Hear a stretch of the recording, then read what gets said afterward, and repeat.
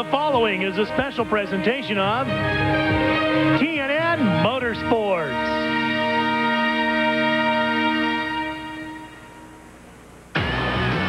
The envelope and those who push it. 1996, an NHRA season of record-setting performances in nearly every class. Precedent-setting championship title wins. In short, the quickest, fastest NHRA season ever. Enter the cooler autumn weather of Pennsylvania and the thousands of fans who have come here today to see what might be history in the making. The earth shakes at Maple Grove Raceway, signifying the home stretch of the 96 NHRA season.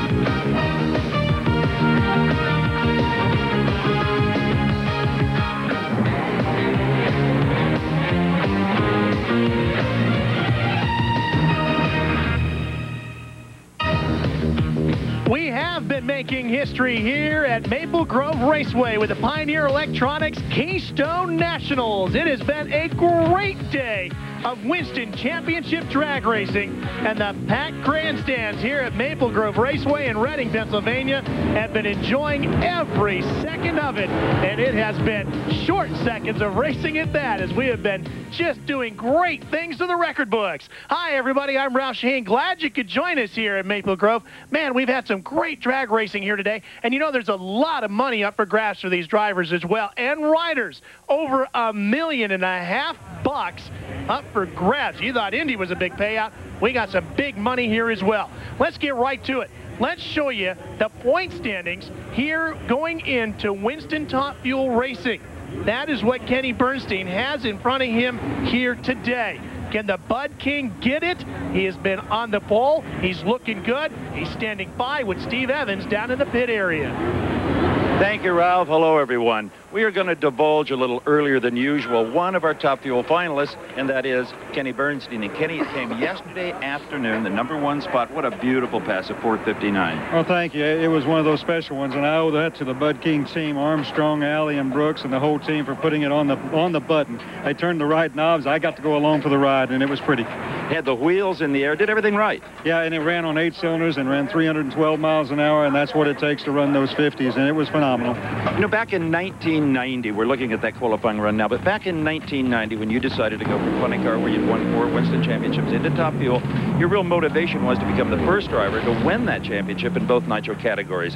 But now with the Blaine Johnson tragedy, you have to have some mixed emotions. Well, sure I do. Obviously, whoever wins this championship will have those feelings, and I can just tell you that our hearts are very heavy, as they have been for last week, and they will be forever for Blaine.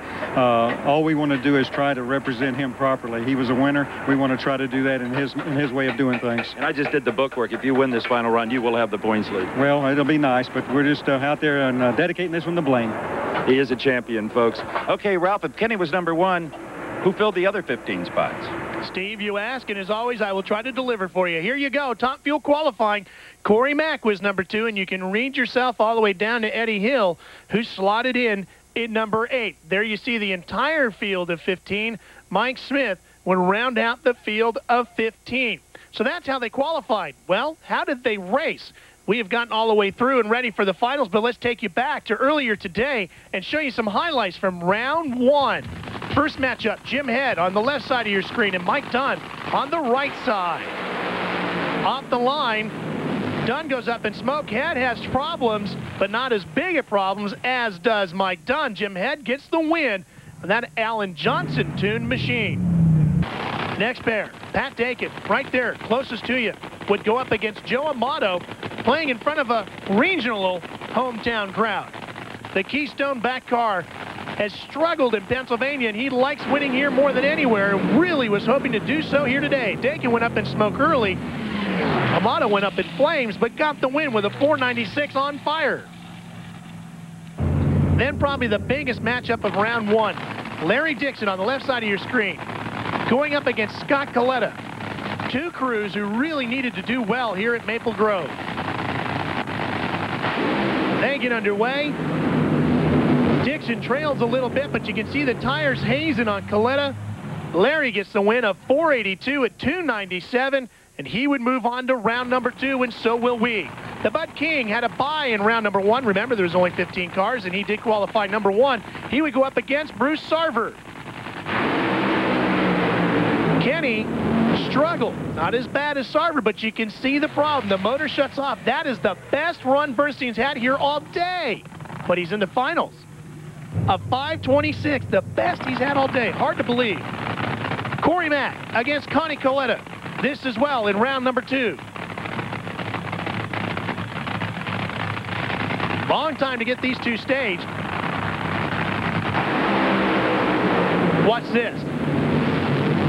Both drivers fighting it. And Connie wins it by a hair. And I do mean by a hair.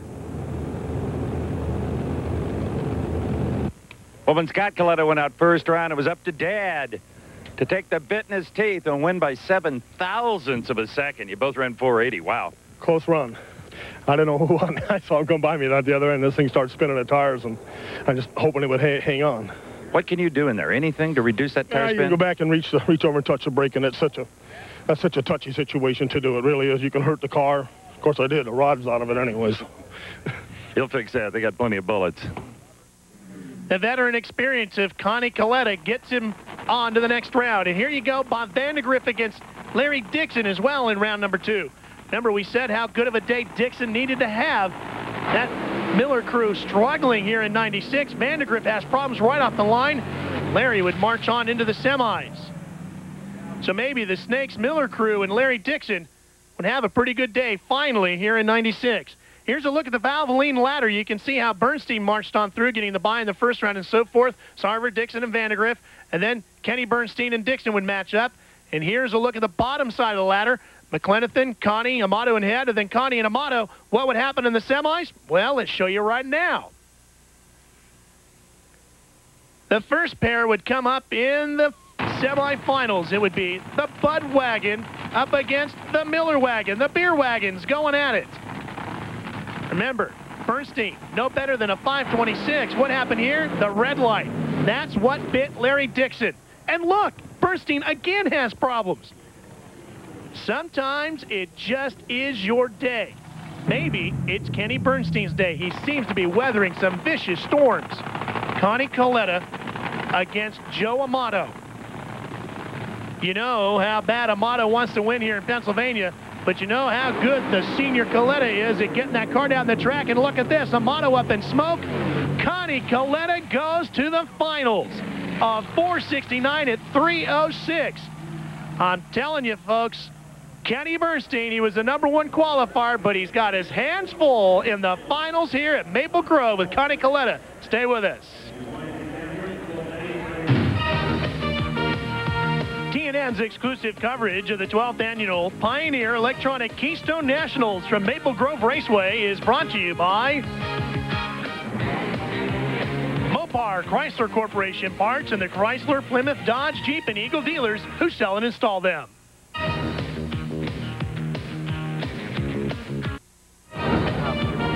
You know, the manufacturer's Midway is a great place to find the latest go-fast stuff for your personal car. That's where Bob Fry goes shopping for all those pieces for his minivan. You know, the one with the fake wood on the side, Bob?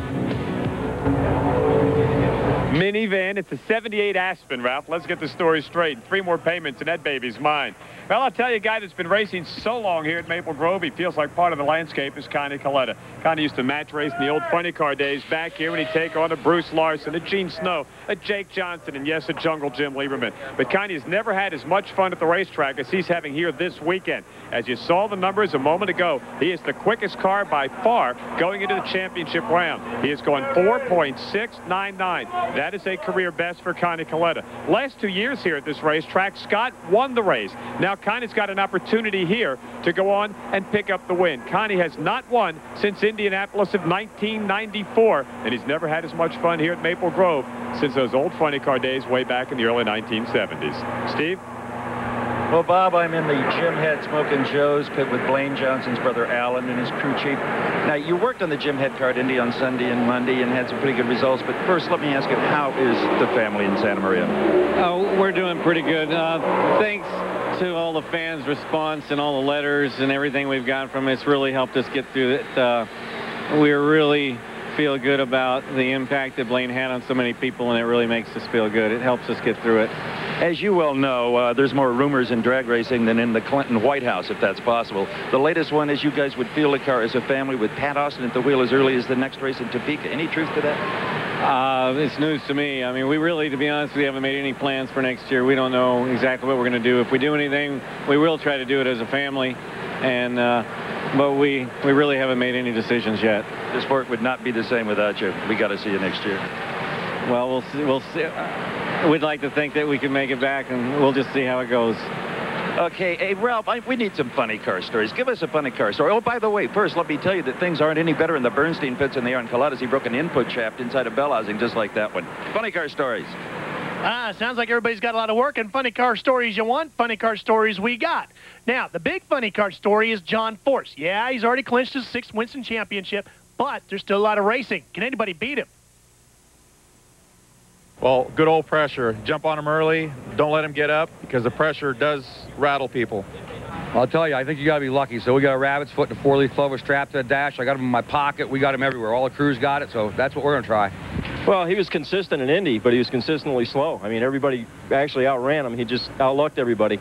You know, I mean, Cruz Pentagon ran better than he did. I ran better than he did. And, you know, he was just in the right place at the right time, and that's what it takes to win some of these things.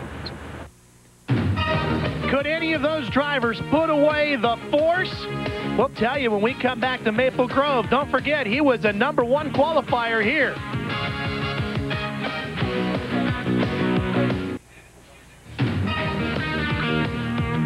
TNN's exclusive coverage of the 12th annual Pioneer Electronic Keystone Nationals from Maple Grove Raceway is brought to you by Pep Boys, 26,000 items at the guaranteed low price. Tires and service too. Everything but gas. And by Peerless Faucet. Get more out of your faucet than just water.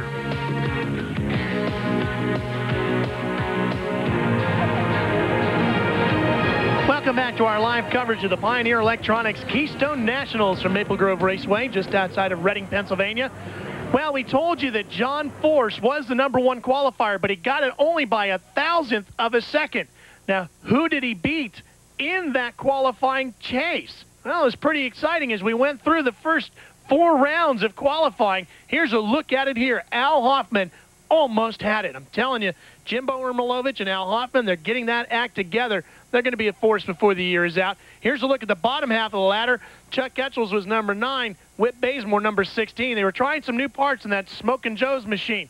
Would it pay off for Whit Bazemore, who had Araldo Ferracci of Ducati motorcycle fame even in here, helping him tune it up? Araldo does a pretty good job on Whit's Ducati, but what could they do with the Smokin' Joe's car? Well, he would have to go up against John Force, the #1 qualifier, in round #1. Smokin' Joe's car lives up to its name, smokes him off the line. Force blasts on through. The first 300-mile-an-hour pass of the day. Not even a top fuel car could go 300 in round 1. Then Gary Bolger up against this guy, Jim Blake. As we continue to look at round #1. The Creasy family racing entry in the near lane. Look at Blake, smokes him. Both drivers smoke him. Blake gets near the wall. And the win to Bolger, up 574 at 192. That's just the kind of day it was. You had to be a good driver to drive through the hazing of the tires. Here's Chuck Etchels up against one of everybody's favorite cars, the Moon Eyes machine, Kenji Okazaki. The big eyes wide open as Kenji blasts down the quarter-mile boulevard. And the Moon Eyes go on to round #2. And so do we. Big Jim Dunn turns the wrenches on this Moon Eyes machine, and they would go up against one of the Castrol cars. This is John Force. Let history speak for itself. Kenji puts away Force. Congratulations over at Kenji, and Kenji went into kind of a weird little dance. I think underneath that yellow moon helmet is one happy guy from Tokyo, Japan. Finally. Well, hey, I'm a single happy man now. I beat the John Force Hey, I like this track. Track is good. I mean, I believe the track is good. I tell you what, hey, thank you, Jim Dan, the crew. I mean, Diane, you know, Moon Eyes, Brew Panic. We did a good job. That's all. That's all you need, Kenji. You're moving on to the next round. Could Cruz Pedregon? Well, he was going to have to go up against Del Worsh, and we saw one big name go away already. Could there be more? Oh, they both smoke him at the same spot, and look at that. Worsham trailers the McDonald's car.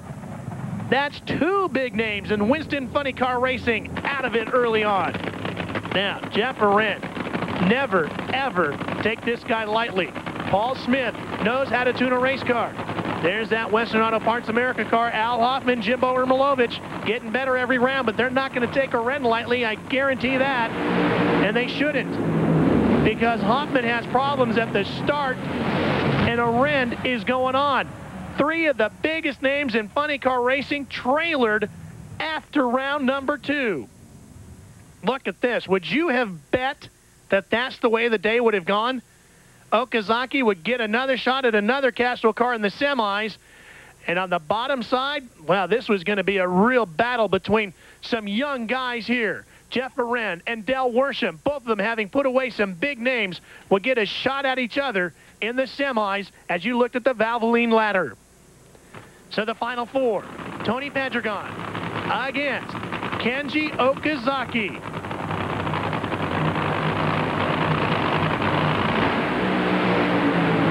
And the luck against the Castrol cars just ran out for Kenji. But Tony posts a 302-mile-an-hour pass. Everything learned off of Force's car, now working on Tony P's. Jeff Arendt, Del Worsham, two young guys who had already beaten some of the biggest names in funny car racing, go at each other, and what a race they would have. Jeff Arendt would get the win of 523-292. Let's go to Steve Evans. Well, let me tell you what, Jeff Arendt is going to have his work cut out for him in the final. Most of his crew people are schoolmates in the Paul Smith Drag Racing School. Over here, you got John Medlin working on this car. You got Austin Coyle's been over here. Bernie Federley has been going over here. Believe me, there's no volunteers and no students anywhere on this crew. And Tony Pedregon, this has got to give you just a ton of confidence.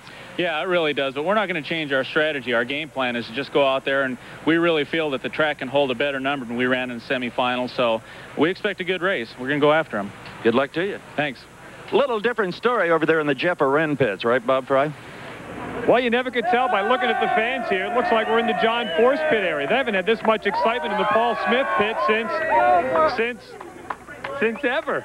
It's amazing over here. It's the haves and the have-nots, boys, as they get set to go. Let me give you a little story about this race car. Paul Smith, who tutors a lot of people on how to drive race cars, never won an NHRA National Championship event. This very race car, with Paul Smith driving, was in the finals at Seattle back in 1992, got taken out by Al Hoffman. They gotten a lot of mileage out of this puppy. They get better mileage out of this than I did for my 78 Aspen. Jeff Arendt, meanwhile, who beat John Force in a match race earlier this year up in Canada. Look at that, just another pretty face. This team is all pumped up. They've had to put a brand new bullet in this race car here, but they're all set and ready to go. Bring on the big money car, boys. Jeff Arendt, Paul Smith, ready to show them the short way home. We'll take a look at Pro Stock activity coming up and all the live finals just around the corner, coming up right here live on TNN.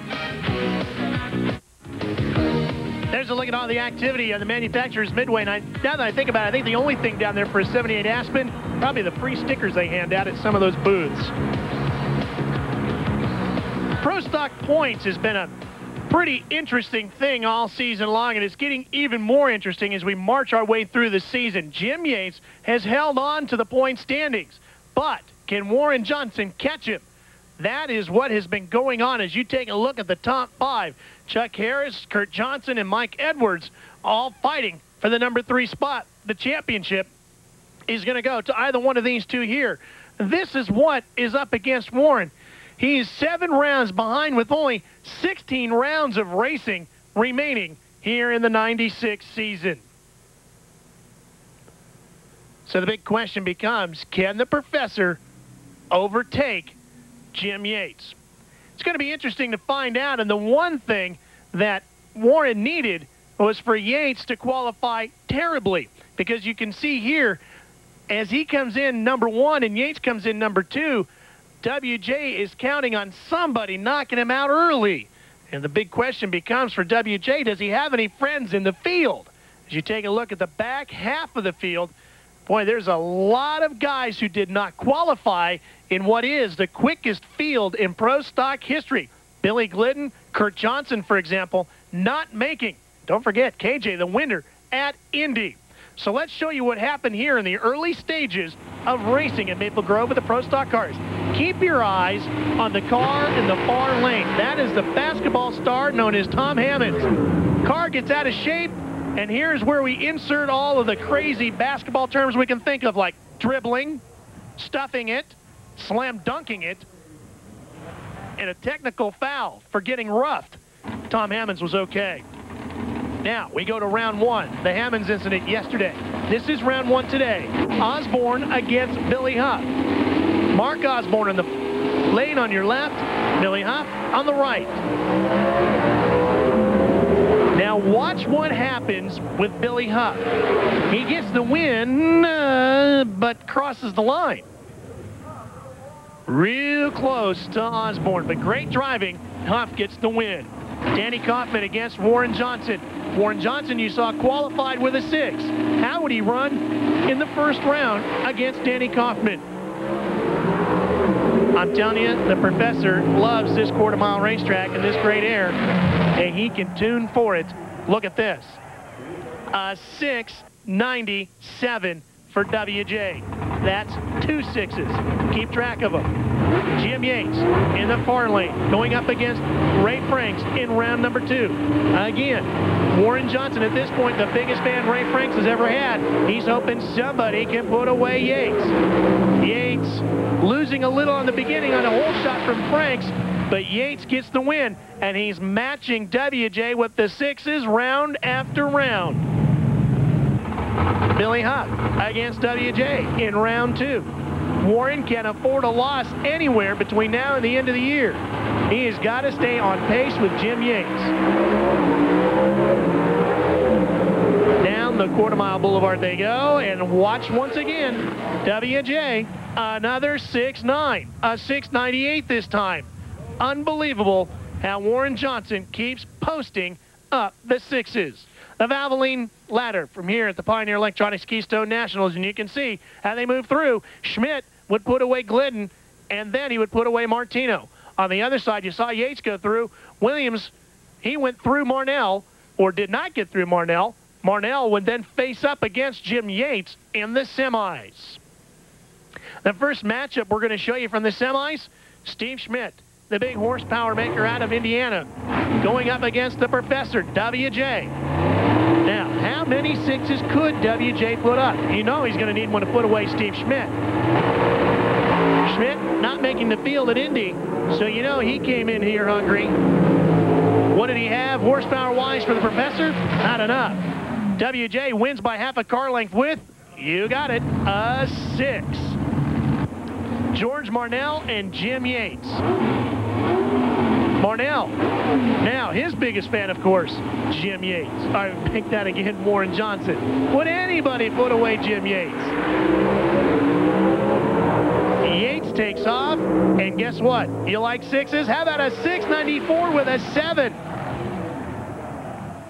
And possibly a national record. What do you think, Steve?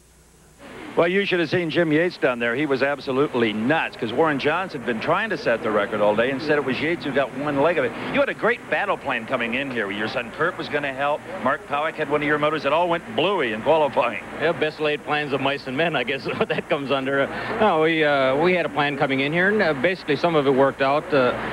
Our car is running relatively well. It's not as good as we wanted, obviously. We're still trying to figure out what we did wrong the round before, but we'll get a handle on it. Now, over the years, you've always shared your speed secrets with me. What have you done to this car to go up against Jim Yates? Basically, what happens is we've been working on this thing to slow it down almost, what's been going on. We've got plenty of power. Power is not a problem. It's just that we haven't been able to get down this racetrack track as smooth as some of the other cars have, and that's really what the problem is. Have a safe ride. Thank you very much, Steve. And Bob Price, it calmed down at all over in the Jim Yates pits, or are they still absolutely berserko over that 694? Well, let's see. Are the fans berserko over that 694? That might be the biggest souvenir I've ever seen of a Jim Yates car. I'll tell you what, Jim, you guys are just ecstatic. The 694, first of all, no matter what happens in the final, the 20 points to the record's worth another round win. Well, that's only as long as Warren doesn't run faster than that number, you know, so we're going to go out there and try and step it up just a little bit more. You know, we've been pushing the limit all day with this car. Dick Maskin and the crew have just been really got this Pontiac flying, and we're going to go out there and give it another shot. It really is flying. They've done a magnificent job. He's in the finals against WJ. Ralph? Oh, what a final it's going to be in Pro Stock. Two cars that have done nothing but run sixes all day. And we're going to have the two-wheel Pro Stockers, the bikes, when we come back to Maple Grove. We're continuing with our live final round coverage of the Pioneer Electronics Keystone Nationals from Maple Grove Raceway. It has been an exciting day of racing. As we told you, it was pretty interesting in Pro Stock cars. Well, the Pro Stock bike points situation is every bit as thrilling as what's going on in the other four classes, or the other three classes, I should say. John Myers, coming into Reading, had a 2-point lead over Dave Schultz, and you can see Matt Hines mathematically maybe with a shot. So let's show you what happened in the opening rounds. This was qualifying. Watch as Angel Sealing went up against Stephanie Reeves. Angel, the #1 qualifier, puts up a 7:37 in qualifying and backs it up with a 7:43 in round 2, and she has the new ET record for this division. Watch John Myers, the points leader here in round 1 against Will Janice. He is in the far lane. When was the last time you saw John Myers red light? The only thing I will say for John is he had ignition problems as well. He would have lost to Will Janice anyway. So that automatically would give the points lead to, of course, Dave Schultz, because as you saw coming into that, Schultz was just 2 points behind. Now here's the rest of the Valvoline Pro Stock bike ladder. You can see Angel Sealing. What a story. #1 qualifier, sets the national ET record, and marches her way into the finals, where she would go up against Dave Schultz, who put away Matt Hines. That was a big race earlier on. So Angel Sealing can help out her teammate John Myers if she can put away Dave Schultz in the finals. We're coming back to Maple Grove for more live coverage after this. T&M's exclusive coverage of the 12th annual Pioneer Electronic Keystone Nationals from Maple Grove Raceway is brought to you by Mopar, Chrysler Corporation Parts, and the Chrysler, Plymouth, Dodge, Jeep, and Eagle dealers who sell and install them. If Angel Sealing can win here today, she's going to need her own video to rival John Force. She is becoming a hot topic on the NHRA Tour. If she can win here today, Bob Fry, she becomes the one rookie to have gotten her first national event victory in the shortest amount of time. This is only her 4th race. She is so pumped. I said, how's she doing nerve-wise? He said, Bob, she's like a contestant in a beauty contest in the finals. And if I remember correctly, last night, Miss Louisiana was runner-up in the Miss America pageant. Well, we know that Angel can ride. That might be her talent, and she could prove it right here. Dave Schultz and Greg Cope already playing with house money. They said we are already 60 points ahead of where we thought we would be at this point. We're back in the lead. A win here would just be icing on the cake. The biggest problem Angel has had is when she leaves off the line, she gets so hard into the throttle, she pulls the throttle with her wrist all the way down, and it tends to lean that front wheel a little bit to the right. So that bike gets a little squirrely when she gets the front nose back down on the ground. We'll have to keep our eyes on it to see if she can do that. The best thing they got going for them is they can balance out the weight on that bike. George Bryce, you see him kneeling next to her, has some 60 pounds in free weight because they've got to make the minimum that because of her only 95 pounds, he can move around. Let's see what happens. Will she do it?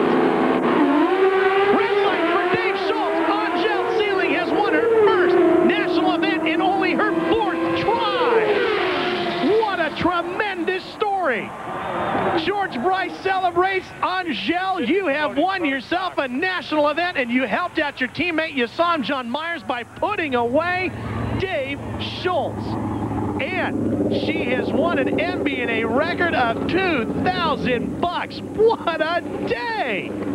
Oh, this is going to be a great interview. Watch this. Dave Schultz was feeling the pressure. He red lights, and Angel Sealing goes on down the quarter mile here at Maple Grove, and as we said at the beginning of the show, she goes right into the history books. She sets the ET record, and look at the rear end of that bike swerving around. If you tell me this lady can't ride, I'm calling you crazy. This girl can ride this bike like the best of them. Jackie Rice goes sky high in her husband's hands, and our winner is with Steve Evans. Ladies and gentlemen, meet the Raging Cajun, two-wheel queen, Angel Fabulous. Oh, I don't know what to say.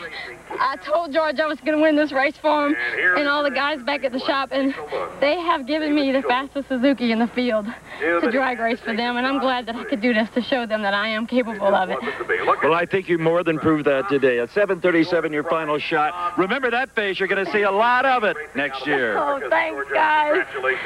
Oh, thank you, Angel, for giving us one of the best runs of the 96 Winston season. And here is the point standings. You can see she has helped out John Myers, her teammate, a little bit, because Schultz was not going to get all the points he could here. John Myers still in the hunt. Stay with us. We're just beginning with final round coverage. Well, we've already made some history with Angel Sealing getting her first ever career national win. Maybe we're going to make some more. This car, this McDonald's car of Jim Yates, has been in the sixes all day. He's already picked up $7 grand from the folks at MB&A for the world record payout that debuted earlier this year. And now he might go up against Warren Johnson and put him away. This could very easily become the quickest pro stock race in history, don't you think, Bob? Yeah, and Warren Johnson, for the first time this year, I think, realizes that championship is slipping away. That 20 points for the world record in that last round, just devastating to him, Ralph. Two cars have been in the sixes all day. This is going to be a grudge match. Off the line first is Yates, and Warren comes to a stop, and Jim Yates kicks him again. Yates in the sixes, a 695, 197 miles an hour. So WJ suffers with the wheelie bar braking at Indy, and the car, something it doesn't usually do, has another mechanical problem here in the finals against his nemesis, Jim Yates. Work just beginning. Don't you leave. What's the back guy? Welcome back live on TNN, the Pioneer Electronics Keystone Nationals, and there is your pro stock winner. You've won some races before, but never this dominating. 695 in the final. You got the record. You cleaned the plate. I tell you, Dick Maskin and the crew have got this Pontiac just hauling ass today. I mean, it's just so good out here. The track is so good, and I just want to thank everybody. You know, Dynamax, McDonald's. You know, this points chase has really been tough, and Warren's been doing a good job too. And I'm just glad we picked up another round or two. And that record, I mean, the record. You know, we had our family here. All my employees from Yates Auto Parts are here. A bunch of people from Dart Machine is here. It's just great to do good around your fans. Do you get the feeling, Ralph, he had a pretty good day? Happy meals for everybody in the Yates crew. There's a look at the point standings, and you can see he has distanced himself a little bit more over WJ. Edwards, Schmidt, and Harris round out the top five. Top Fuel lit up and ready to smoke them up.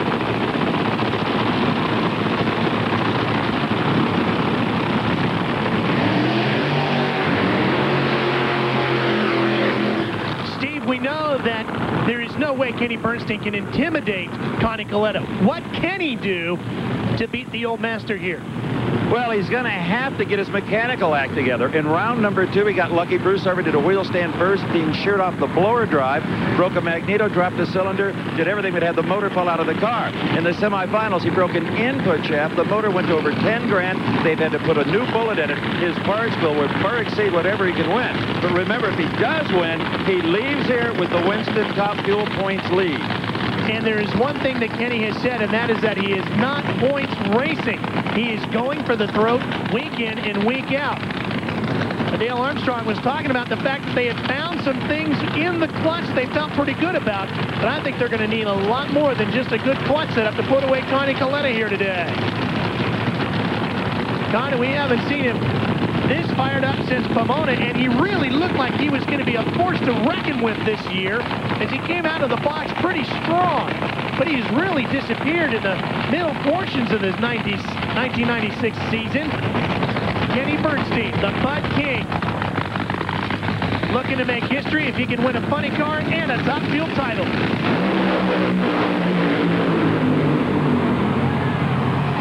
Bernstein drives away from him a 483, 300 and plus miles an hour as we squint to read our hard-to-read computer screen.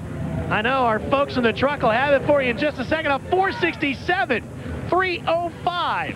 467, 305. Kenny Bernstein, the best run he has had all day was a 520 until this one. And what a beautiful pass it was. You heard Steve say they had to get the mechanicals on this car organized and running properly. They have done it no better than that today. 467 with a 3.0 plus, and Kenny Bernstein wins the Pioneer Electronics Keystone Nationals in the top fuel division. Steve? Ralph, I know Kenny well enough, and you do too. He didn't want to luck out in this final round. He wanted to outmuscle Connie Coletta, and I think a 467 did just that. Well, thank you. I tell you, Steve, it has been a lucky day for us, and we wanted to finally win one the right way. And Connie's a great competitor, but for the Bud team and Prolong Mac Tools, Hooters, those guys, and this team for working so hard all weekend, I'm proud of them. And that gives you the points lead and one step closer to your dream. Well, again, our hearts are sad, heavy for Blaine. We're doing it for him. He's the angel up above right now watching over us, and I can't help but think he looked at us a little today and gave us a little help. Great champion and a great man, Kenny Bernstein. Ralph? Absolutely one of the greatest champions ever to put Nitro in front of or behind him. Kenny Bernstein takes over the Winston top fuel point standings. Here's the way it is. And you can see Larry Dixon, Scott Coletta, and Corey Mack. Those are the top 5 in Winston top fuel points at this point in the season, with 16 of the 19 events in the books. There's a Castro car in the finals. It's not John Force. Tony Pedregon going up against Jeff Arend when we come back to Maple Grove.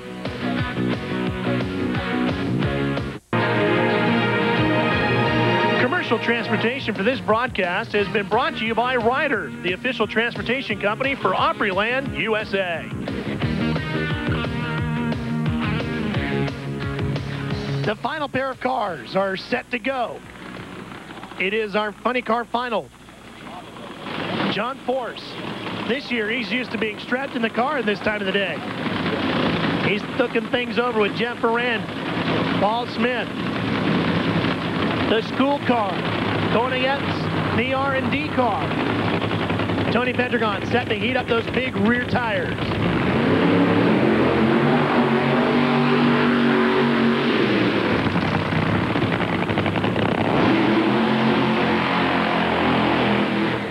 We've already seen that you cannot take Jeff Arend lightly. Paul Smith is pretty sneaky when it comes to tuning this race car.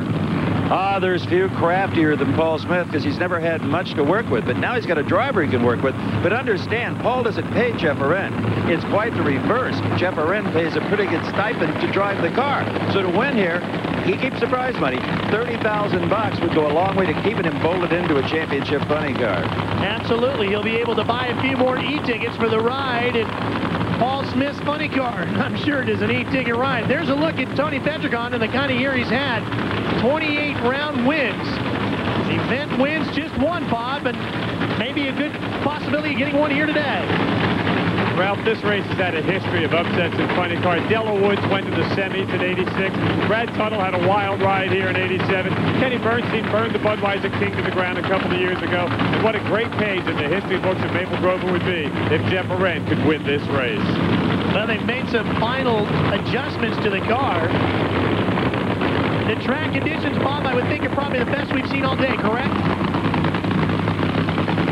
68 degrees is the temperature right now, so the air is just perfect out there. Let's see. Tony Pedregon, Jeff Arend, the final run of the weekend. Arend is out first, and he did it.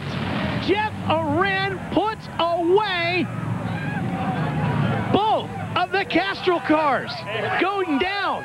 Jeff Ferrand puts away Tony Pedregon on 518, 291 miles an hour. Total pandemonium at the starting line, Bob. Oh, man. Guys, Paul Smith's the guy that owns this car. Here comes Bernie Federley, John Mellon to congratulate. I want to get Andy Neary. Andy, I want you to come over here. You guys, what a great way to end this thing. We won. Great job, Andy. Oh, man, thank you very much. Jeff's a driving guy, man, I tell you. We put him in the car this weekend, tried to get us, a good deal, and he did good for us.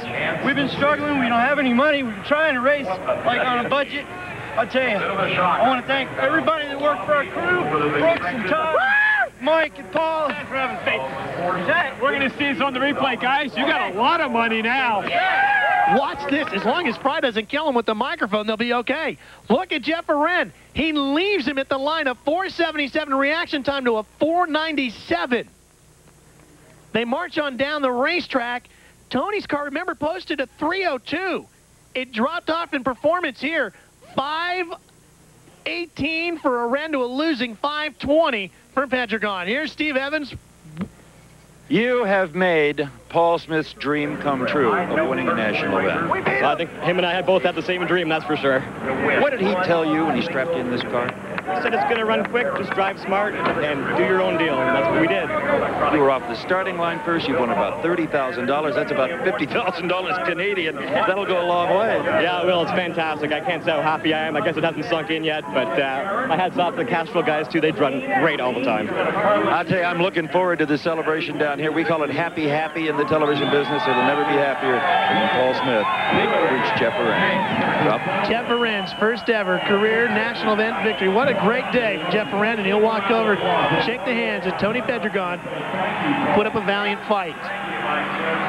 Well, here's a look at the Winston Funny Car point standings. The battle here is for second in the point standings, and losing to Jeff Ferrand really hurt Tony in his quest to make it a Castrol 1-2. Cruz Pedregon and Al Hoffman and Chuck Getzel is rounding out the top 5 in the point standings in the Winston Funny Car Championship chase. Well, coming up later tonight, race day, and our good buddy Rick Benjamin will have all of the day's highlights for you from Dover and out in Las Vegas, and of course, a recap of what happened here comes on at midnight tonight here on TNN Live. Rick Benjamin with all of the day's happenings in the world of motorsports on race day. There's Paul Smith and the gang. They're headed down to the winner's circle area. Jim Yates gives a big thumb up. What a weekend it has been. Steve, what do you think? Jeff Ferrand says, where are they? Where's my crew? They're still celebrating up there. You know, in that we're not pressed for time here, we would like to send our best wishes to a couple of Diamond P's own. Our producer, Tom Gee, who is recovering from back surgery. Tom, thank you so much for the roadmap that got us through the U.S. Nationals and will get us through today. And, of course, the Mopar High Performer. I get to do that as well. And it is Kenji Okazaki for putting away John Force. Kenji Okazaki is the Mopar High Performer of the race. Ralph Shaheen? What a great weekend it has been here. We told you at the very beginning of the show we were going to make some history here today at Maple Grove Raceway, and boy, did we ever do that. Oh, for all our good buddies who put this one together for you, Bob Fry and Steve Evans and all the gang in the Diamond P truck who did such a great job, I'm Ralph Shaheen. The 1996 Pioneer Keystone Nationals has been a production of Diamond P Sports in association with TNN, the Nashville Network. So long, everyone.